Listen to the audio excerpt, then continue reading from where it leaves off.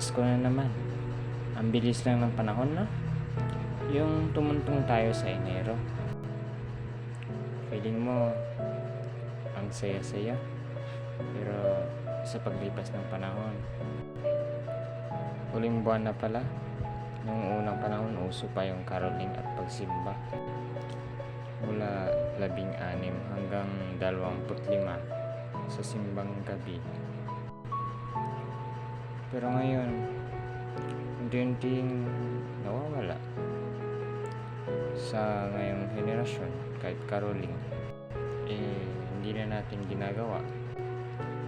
Kahit pagsimba nga nakatutok naman sa cellphone. Diba ang galing natin? Diba?